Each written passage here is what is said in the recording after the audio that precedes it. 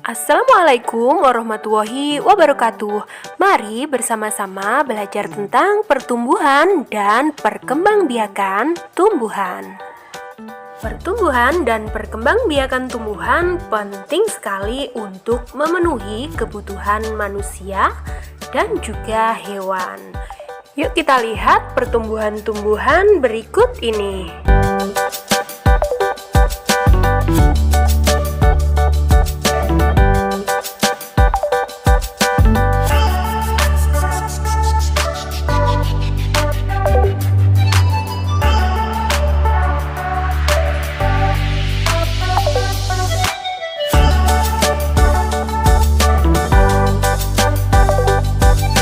Nah, seiring bertambahnya waktu, tumbuhan menjadi besar dan menghasilkan bunga. Bunga akan tumbuh menjadi buah. Kemudian lama-lama buah akan membesar dan buah juga akan menghasilkan biji. Nah, biji ini nanti bisa digunakan untuk perkembangbiakan tumbuhan. Jadi, tanaman tumbuh juga berkembang biak. Nah, dari pengamatanmu tadi, yuk kita tunjukkan daur hidup tanaman semangka. Daur hidup itu apa sih? Daur hidup itu adalah proses atau rangkaian tahap makhluk hidup sejak awal mula kehidupannya di bumi hingga dapat menghasilkan keturunan untuk mempertahankan keberadaan jenisnya. Nah, dari pengamatanmu tadi, pertama yang ditanam apa? Ya, biji semangka, kemudian tumbuh menjadi kecambah, ya kan? Kemudian terjadi pertumbuhan batang, batangnya meninggi, dan juga penambahan daun. Nah, setelah itu, buah semangka akan berbunga dan bunga akan menjadi buah. Buah membesar dan siap menghasilkan biji. Nah, daur hidup merupakan suatu perputaran karena akan kembali ke titik awal mulanya. Nah, biji dapat ditanam kembali dan mengalami daur hidup sehingga semangka dapat berkembang biak untuk mempertahankan keberadaan jenisnya. Pertanyaannya, apakah perkembangbiakan tumbuhan hanya dapat menggunakan biji saja? Tidak. Perkembangbiakan tumbuhan dibedakan menjadi dua, perkembangbiakan secara alami dan perkembangbiakan secara buatan atau dengan bantuan manusia. Perkembangbiakan secara alami bisa dengan biji, tunas, umbi, dan spora. Sedangkan perkembangbiakan secara buatan dapat dilakukan dengan cara mencangkokkan, setek, dan menempel. Contoh tumbuhan yang berkembang biak alami dengan biji adalah pohon semangka tadi ya, pohon mangga, jeruk, dan masih banyak lagi. Nah, sekarang kita lihat perkembangbiakan tumbuhan dengan tunas. Tunas itu apa sih? Tunas itu adalah anakan yang tumbuh di dekat tumbuhan induknya. Ada juga tunas yang tumbuh di daun induknya.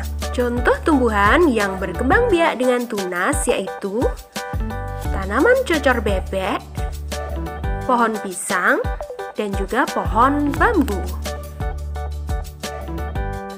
Selain dengan biji dan tunas, tumbuhan juga berkembang biak alami dengan umbi.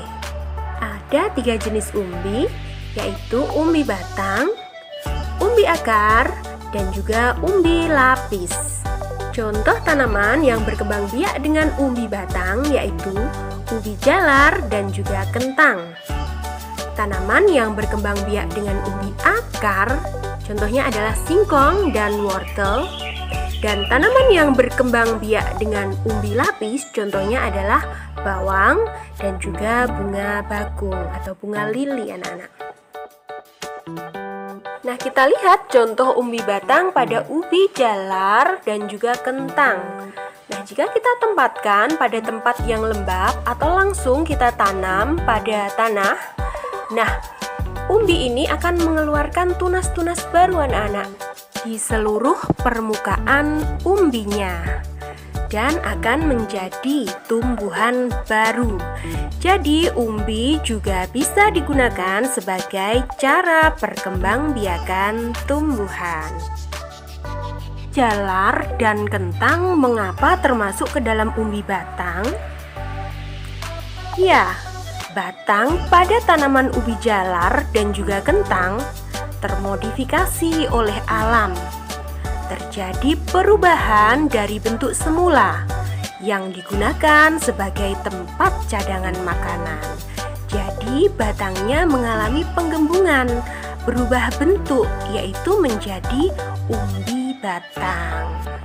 Nah, singkong dan wortel termasuk ke dalam umbi akar karena terjadi modifikasi atau perubahan dari bentuk semula, yaitu akarnya yang menggembung sebagai tempat cadangan makanan, maka disebut umbi akar. Jadi terjadi perubahan bentuk pada akarnya, ya kan? Kita lihat cara mengembangbiakkan wortel dengan umbinya seperti ini anak-anak. Kita ambil bagian atasnya ya, kemudian kita rendam pada air atau langsung kita tanam pada tanah. Nah, nanti bagian atas itu akan tumbuh tunas-tunas baru dan akan menjadi tanaman baru. Umbi lapis terjadi karena adanya modifikasi dari daun dan batang. Jika kita lihat, bagian yang berlapis-lapis itu adalah daun yang menebal, yang lunak dan juga berdaging. Nah, di bagian ini namanya cakram, yaitu modifikasi batang. Ya, jadi selain ada lapisan daun, juga ada cakram, yaitu modifikasi batang. Nah, lalu bagian mana yang digunakan sebagai cara perkembangbiakan umbi lapis? Nah, kita lihat bagian yang ini anak-anak. Nah, ini ya disebut kuncup samping atau tunas lateral yang nantinya akan berkembang membentuk anak umbi lapis. Nah, seperti ini membentuk anak umbi lapis dan menjadi tumbuhan baru. Nah, kalian yang ingin mengembangbiakkan umbi lapis seperti bawang merah atau bawang putih, kalian bisa menanamnya seperti ini. Ya, bagian yang ada akarnya ya itu berada di bawah. Nah, seperti ini nanti akan berkembang biak menjadi banyak dan panen. Nah, sekarang kita cari persamaan dan perbedaan dari umbi batang, umbi daun, dan umbi lapis. Persamaannya adalah ya, sama-sama digunakan untuk berkembangbiakan.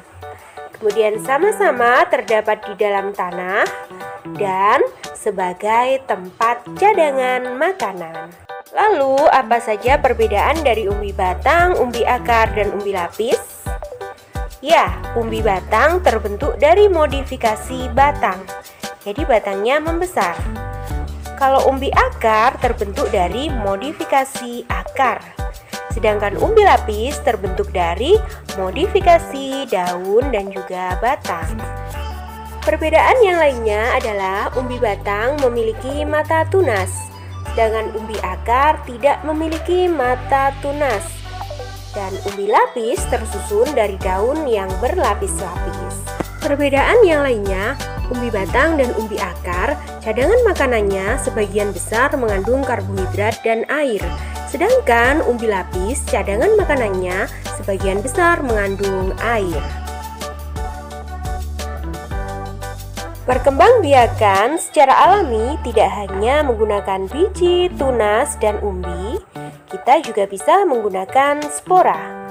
Tidak semua tumbuhan memiliki spora. Hanya tumbuhan tertentu yang memiliki spora. Misalnya adalah tumbuhan paku-pakuan dan juga lumut. Di belakang daun paku-pakuan kita bisa melihat bintik-bintik yang seperti ini ya anak-anak. Nah, ini adalah kotak spora atau disebut sporangium. Dalam kotak spora terdapat kumpulan spora yang bentuknya seperti biji tetapi sangat halus. Saat kotak spora pecah, kumpulan spora akan diterbangkan oleh angin atau terbawa oleh aliran air pada suhu yang cocok, maka spora akan tumbuh menjadi tumbuhan yang baru. Selanjutnya adalah perkembangbiakan tumbuhan secara buatan, yaitu dengan bantuan manusia. Apa saja caranya? Yang pertama dengan cara mencangkok, kemudian bisa menggunakan cara stek, dan juga bisa menggunakan cara menempel. Ketiga cara ini dapat menghasilkan tumbuhan baru dengan bantuan manusia. Oleh karena itu disebut perkembangbiakan tumbuhan secara buatan. Baik, terima kasih sudah belajar bersama Ibu. Semoga materi ini bermanfaat. Wassalamualaikum warahmatullahi wabarakatuh.